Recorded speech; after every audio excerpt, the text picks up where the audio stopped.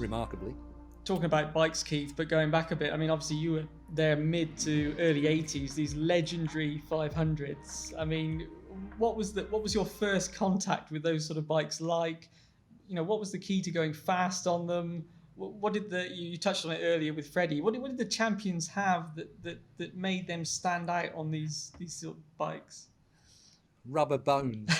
I mean, back in the day, I mean, I came up through TZ 750s, which were obviously slightly milder power and a slightly bigger, broader range. You know, I think you had 3,000 RPM to play with, which won the lot with a motorbike that had a tiny little contact patch and horrible tyres back in the day.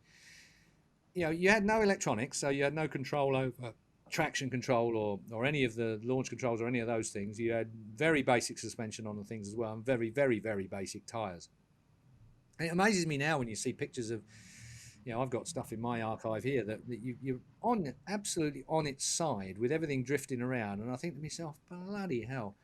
You know, and I think it's why some guys, when they get to ride some of these classic bikes, they really enjoy it. I think if you get somebody really, really good, you know, does the Spa Classic for Yamaha or something along those lines, you know, they ride one of these classic old 500s, and even the 500 two-strokes developed into something with a little bit more torque.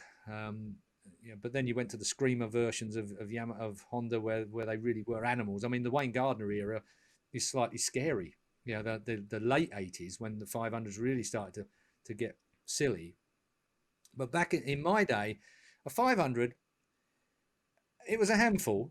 Not an easy motorbike to ride, not an easy motorbike to be very precise on. Quite quick, but not that quick anywhere near by today's standards. You know, 100 and probably 70, 75 mile an hour was it on one of those things. In fact, I stepped off one about, you know, somewhere approaching that at Salzburg when somebody fell off in front of me and I T-boned the thing right in the middle of the track. That was a fairly big old crash. But it's kind of, I enjoy riding them because I didn't know anything different.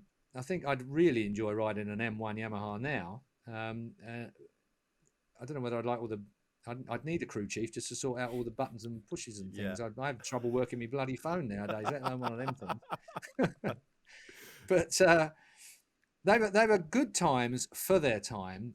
Massive discrepancy, Pete, between factory bikes and privateer bikes then, or what would be known as independent now.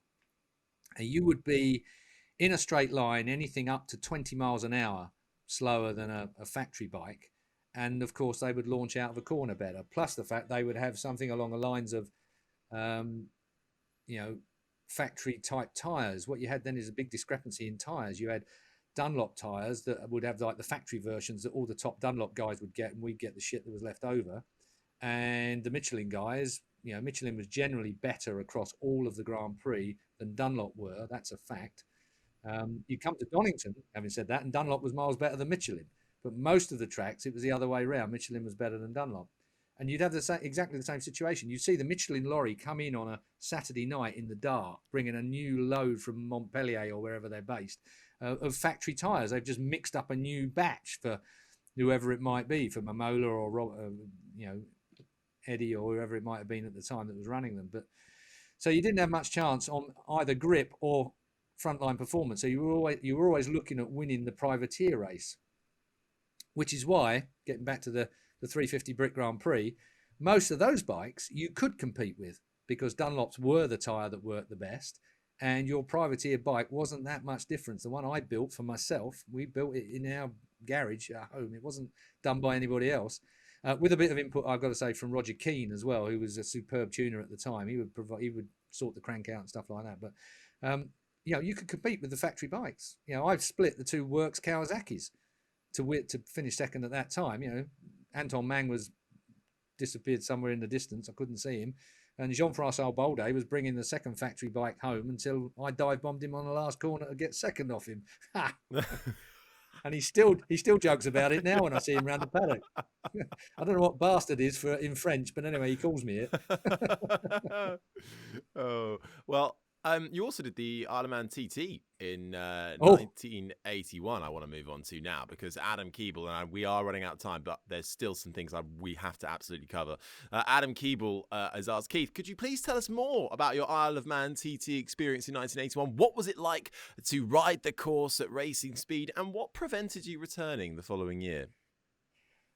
I think I can cover that in one thing. I don't think I actually rode the course at racing speed, but anyway.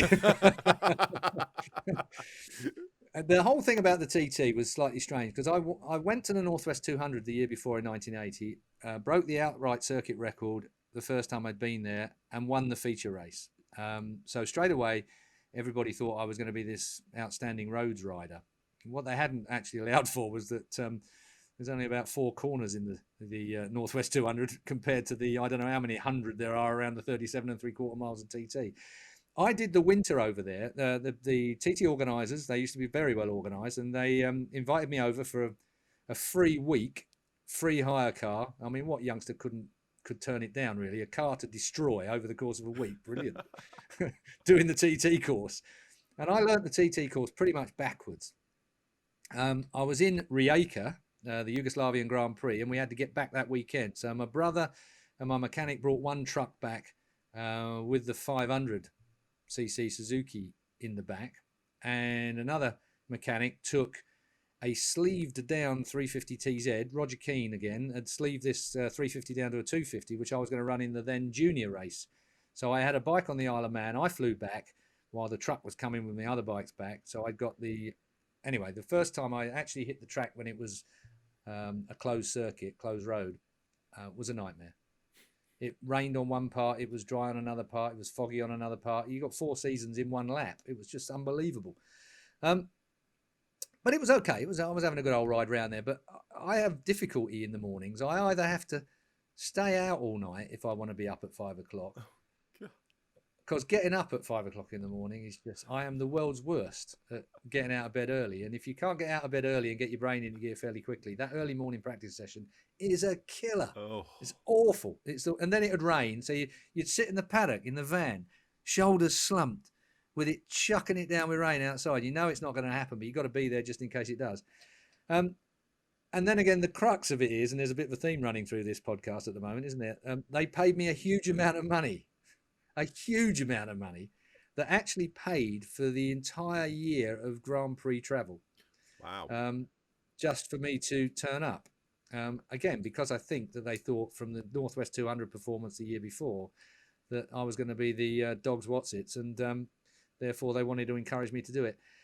The TT was too late in my career. I was already slightly established as an up-and-coming, I won't use star, but I was an up-and-coming competitor at that time. And I think the problem was the TT came to me a bit late. If I'd been someone who had been there a year or two earlier and given myself a bit of time, there was too much expectation from my own part and from others' part that put too much pressure on for a track like that. Luckily, I actually had grown some common sense back in the day, so I was quite prepared to ride it accordingly. But if I'd been tempted to try and ride it as fast as I needed to, there was a fellow called Skippy Blake. Kenny Blake was killed right in front of me. I think it was Union Mills, I can't remember exactly where it was, but it was part of the track that was still damp and you couldn't see it. And you came flying through there flat out on a 500. And the next thing I am completely sideways and stayed on. Kenny didn't, and he was killed. And that's the difference on a racetrack like that.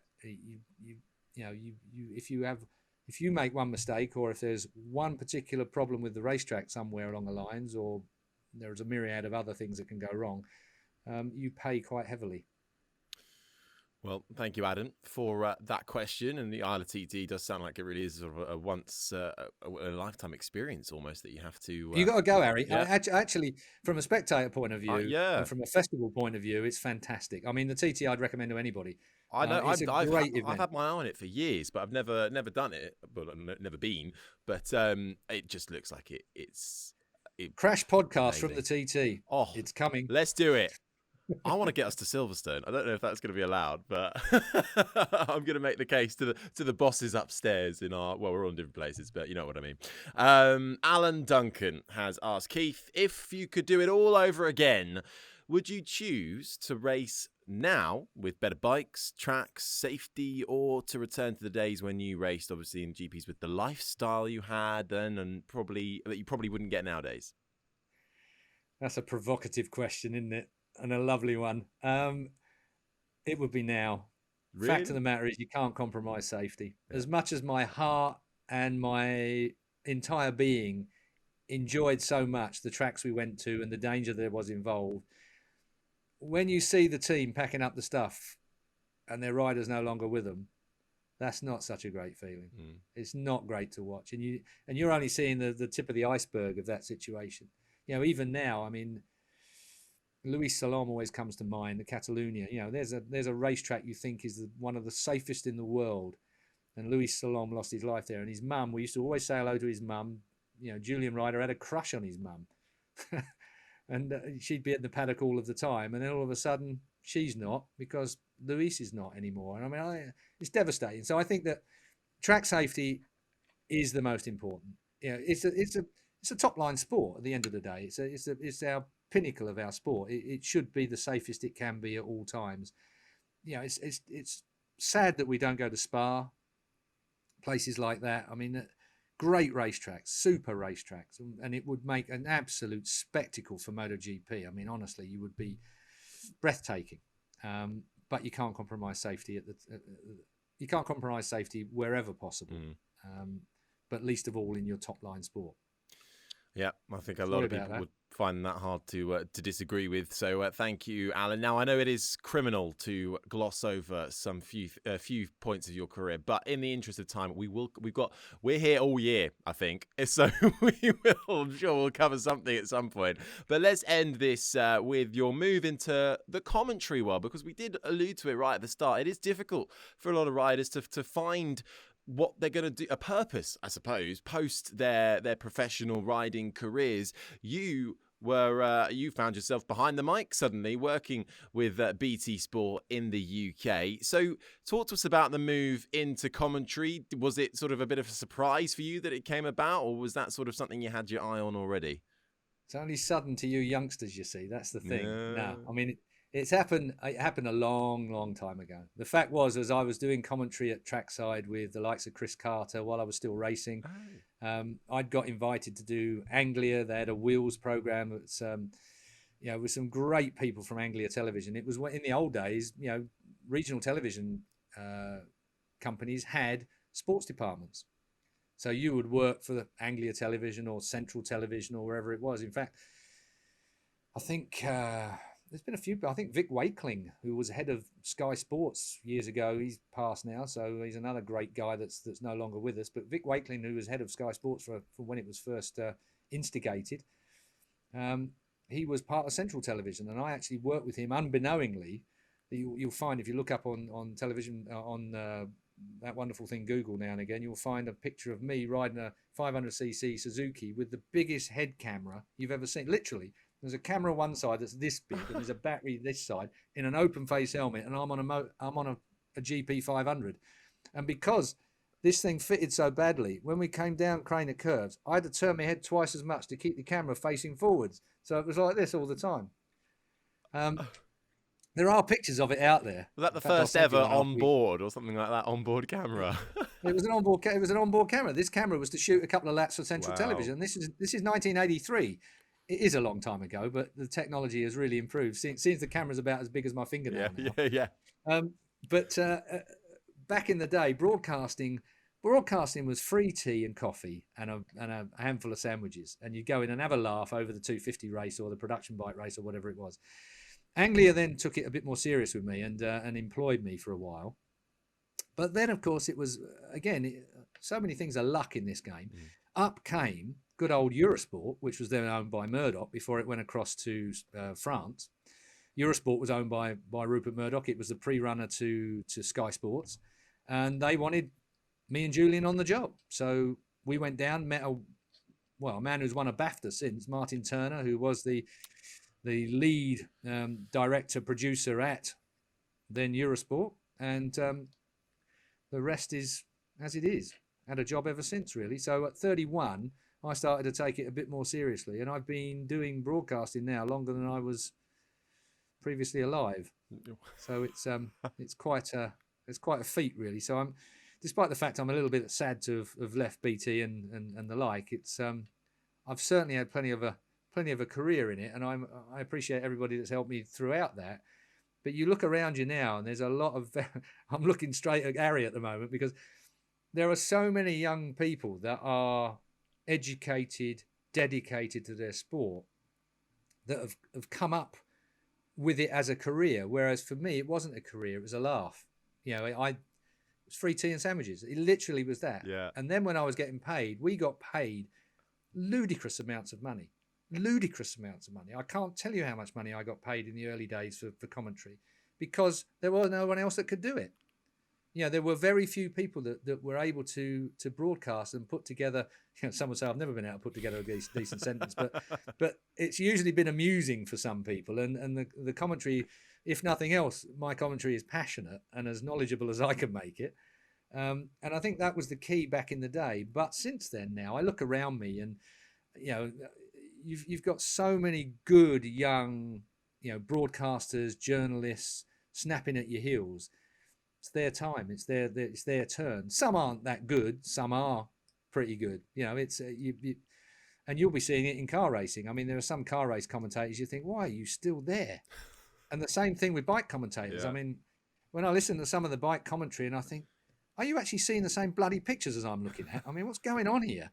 And I'm supposed to be long in the tooth, and yet there are some people that are commentating, and you think, and there are the commentators that like to be ever so smart. You know, like I'm going to make this point, and it doesn't matter what action's going on in front of me. I am going to make this point because it makes me look smart. And you think they're kind of not really. I think what's happened in broadcasting is that the broadcaster, the presenter, the commentator has almost become as important to themselves as the actual racing. They have become the stars, and I've never agreed with that. You know, the one thing I've always thought of when I went into commentary was, it's not about me, despite the fact I've got an ego and I'm reasonably big-headed anyway. But the fact is that it is about the people that are in front of you. You are there to bring those people on, to get the best from them. When you do an interview, it's not about you being smart. It's about you, even if you know the answer, you've got to ask the question. You've got to ask it for the other person to answer. And I think it's drifting a bit away from that, which I find annoying. I think that the presenter isn't the star. The stars are the people out on the track. They're the sportsmen. They're the people putting it on the line. They're the people that we should be hearing from. And I suppose Dorna and the likes also have a role to play here that they perhaps don't play in their constitution. It should be that they should make those people do those questions at the end of the day. You know, people should have access. The fans, the people paying large amounts of money nowadays for access to our sport, should be hearing from, you know, rather than just one standard question. You should be able to interview somebody properly. You know, even if you have to swap it about during the course of the year, because obviously, you know, otherwise you can't have 10 different countries asking the guy the same question. It would drive everybody bloody mad. But there should be a situation where more in-depth stuff should be available. Whereas I feel, Pete, that you haven't had a word to talk here for a while. I just feel that journos don't get the access that they should get. And I feel that that's getting worse from a written word point of view. I think television has really taken over now. And I used to appreciate those magazine, you know, those pointed magazine articles where they used to really get under the skin of things. I miss that. Yeah, I mean, you're right, Keith. It's become, there's a clear priority order, isn't there? That the TV is the most important thing at the moment for the sport. I mean, that brings in the money, and you need the money or you don't have the sport. And then you have various levels of media, don't you? That you know, you're trying to accommodate maybe general news. You're trying to accommodate specialist media. You've got print. You've got digital, which is seen as different from print. You know, you've got radio.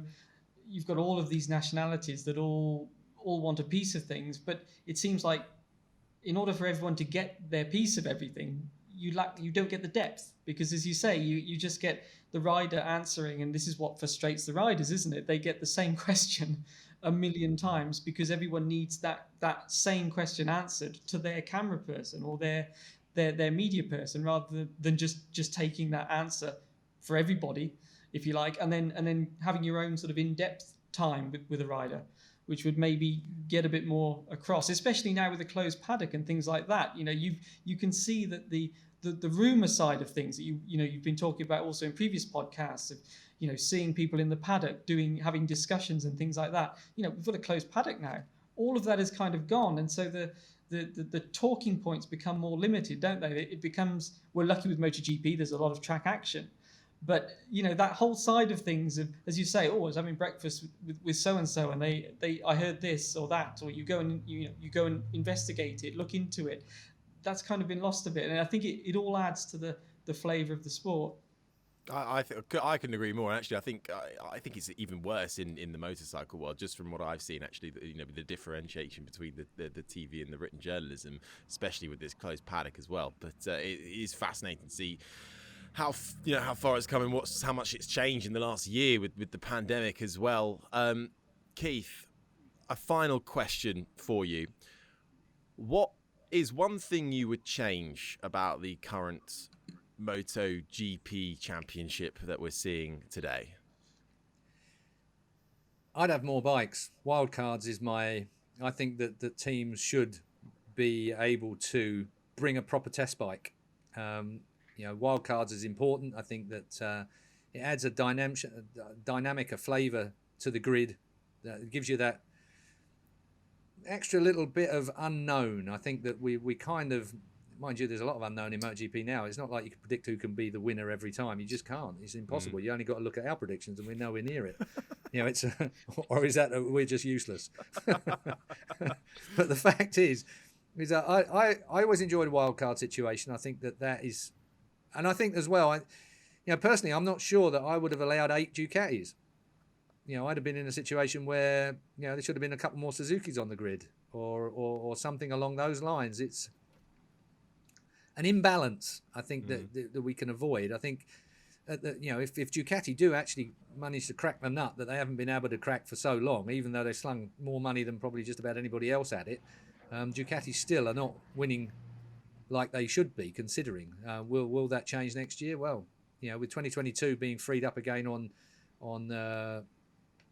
not concessions, but on development, then we'll be back at the start again. And you can be fairly sure that, I can't imagine what 2 years worth of secret development is going to bring us in 2022. I think we're in for an incredible year. But if I was going to change anything personally, wildcards. I love wildcards on unrestricted bikes, so they can bring, whether it's they don't score points, that's another matter altogether. Whether it's a non-point scoring wildcard system where they can bring any kind of development bike they want to bring from that manufacturer, so they can test it and do what they like with it. Absolutely. I mean, I think that would just be. Can you imagine that? Something turns up all painted in black or something or whatever it is. It'd be like the Stig. Something turns up on a motorbike that no one recognises and no one knows anything about, and the bloody thing blitzes everybody in a straight line. I'd love it. It ain't going to happen because it's expensive, and that's I think the cost issues are the major problem. And unfortunately, and this is where it all comes back down to earth, is that we are recovering from a pandemic, hopefully in 2022. All these factories have taken it on the nose. Everybody is in a poor condition, financially, business-wise, and the like, coming into 2022. So Dorna must have spent millions of their own pounds, or pesetas or euros as it obviously is now. But, the Spanish have really, to rescue our sport, to keep our sport going, Dorna, give them a big clap. They should be applauded for what they've done. And luckily, they were financially solvent enough to be able to do that. Otherwise, we wouldn't even have a sport in 2022.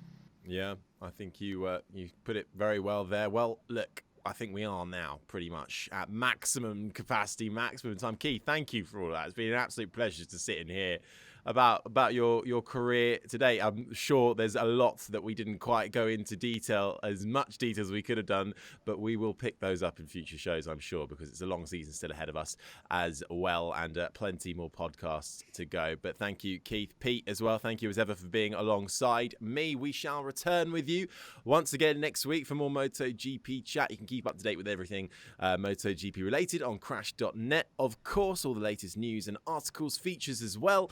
And if you want to get in touch, send your questions to Crash MotoGP on Twitter, Instagram, and Facebook, and we'll select a few to ask to the guys on the show. But for now, we shall see you here next week. Make sure you subscribe, leave a review wherever you watch us, and we'll see you again next week. Bye-bye.